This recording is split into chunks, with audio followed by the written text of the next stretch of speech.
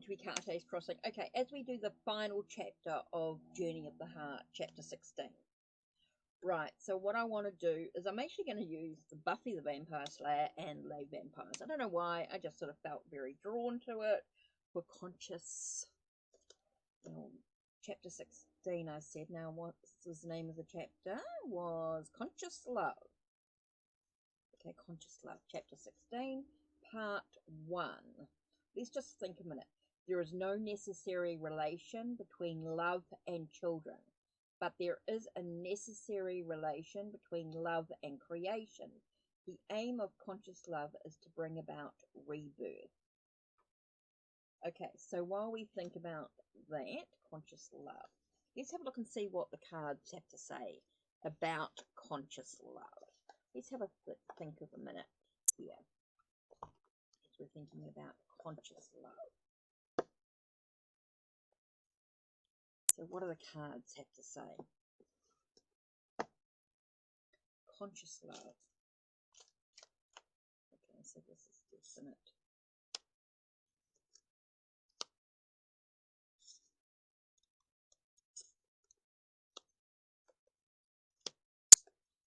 Okay, conscious love.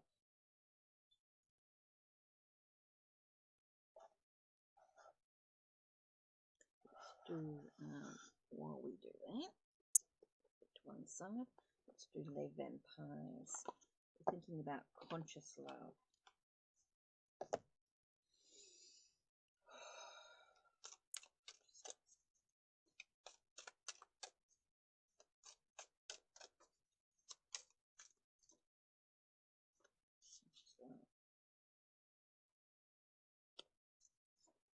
So let's have a look.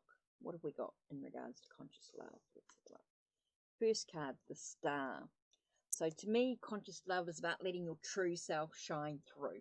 I think it's about seeing the light out of all the darkness and stuff that's going on, seeing that light, wish being fulfilled in some way, fulfilling your wish. We have 2 of Stakes. So I think it's really about the choices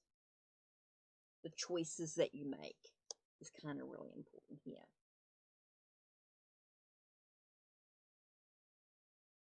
Choices, decisions that need to be made, allowing yourself to sort of stand up for what you believe. I know there's some challenges, but I do believe it's about standing up for what you truly believe in this process. I think it's about celebrating those small victories in your life as you look for the truth in the situation. Okay, so we're talking about conscious love, right? So it's about seeing the light out of the darkness, being able to make the choices or decisions that are really, really important in your life, being able to stand up for what you truly believe as well. Conscious love, I think, is really important, to sort of stand up for what you believe, but not being aggressive, but being assertive in that journey. I think it's important that you are not aggressive, but you're assertive in standing up for what you truly believe, allowing yourself to come from a place of the heart in this process here. I think that's really important.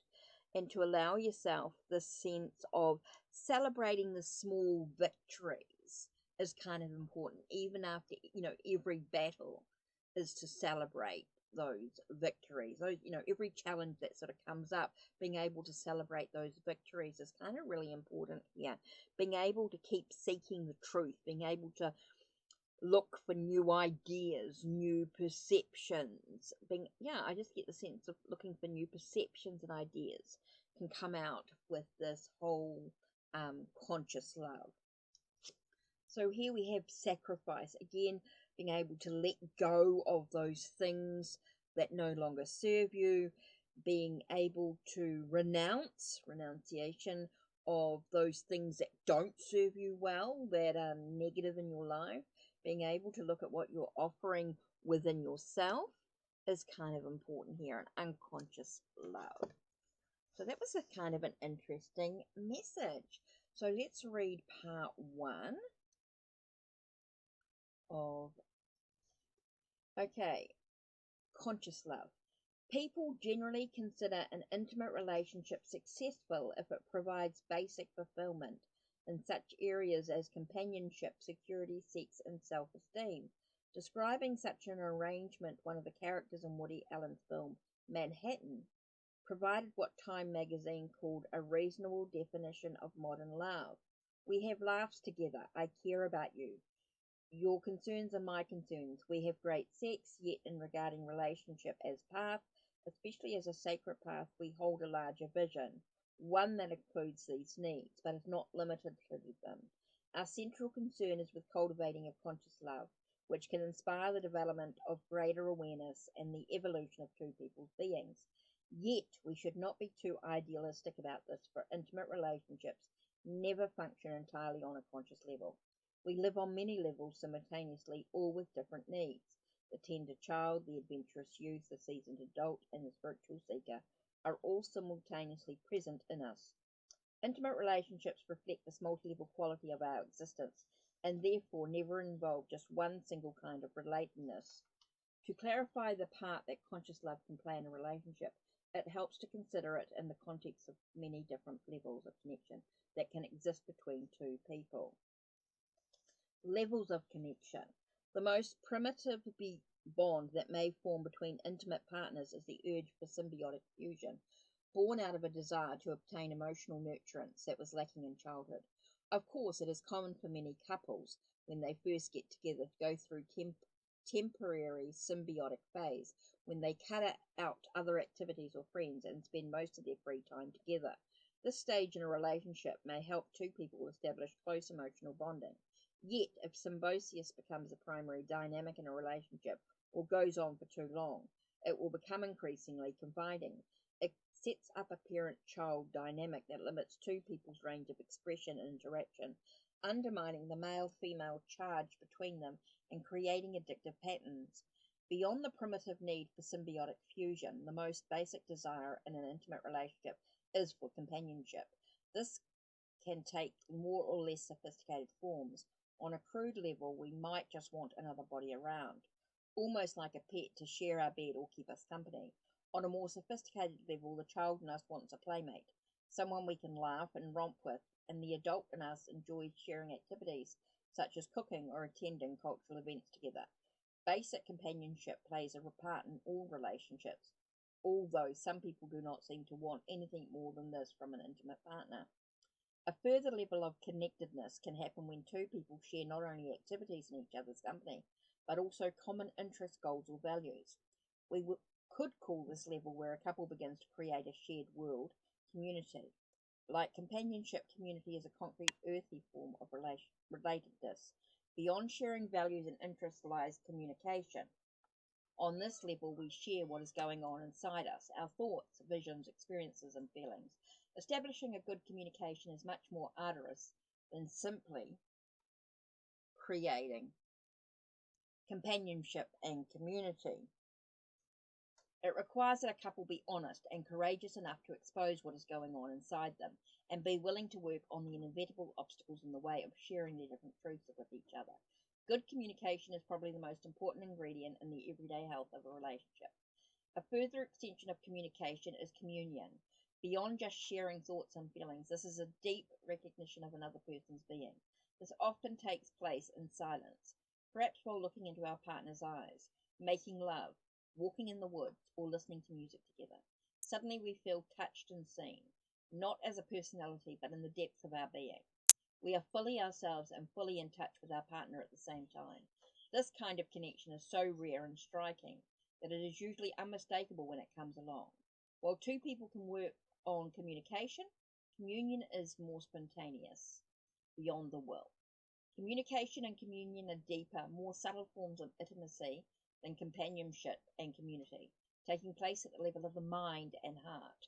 The deeper intimacy of communion may stir up a longing to overcome our separateness altogether, a longing for total union with someone we love. Yet though this longing expresses a genuine human need, it is more appropriately directed to the divine, the absolute, the infinite. When attached to an intimate relationship, it often creates problems. Putting our whole longing for spiritual realization onto a finite relationship can lead to an idealization, inflation, and addiction and death. As discussed in Chapter 6, the most appropriate way to address our longing for union is through a genuine spiritual practice, such as meditation that teaches us how to go beyond oppositional mind altogether in every area of our life. By pointing us in this direction, intimate relationship may inspire this kind of practice, but it can never be a complete substitute for it. Every relationship will have different areas of strength, although this continuum of connectedness. Some couples may share companionship and common interests, but have little real communication or communion. And some may have occasional moments of communion, but still find their strongest link at most more basic levels. Others may share a deep soul communion, yet have very little in common on the earthly plane of community and companionship. Such couples might have a hard time creating a life together because they would lack simpler forms of relatedness to fall back on when the intensity of their communion wanes. Couples who share a deep being connection, good communication, common interests and values, and a simple enjoyment of each other's company will have an ideal balance of heaven and earth connectedness. Sexuality can operate in any of these levels as a form of symbiotic fusion, as a body companionship, as a shared sport, as a form of communication, or as a deeper communion. Okay, that's it for us for today. Don't forget to check the links down below. Check the links on my channel. Like, subscribe, and ring the bell so you know when the next video is uploaded. I do want to say a big thank you to my Ko-Fi members and Ko-Fi supporters for the last month. I really, really appreciate you. And so don't forget to check out the links down below. And do check the links on my channel so you know when the next video will be uploaded. Take care and blessed be.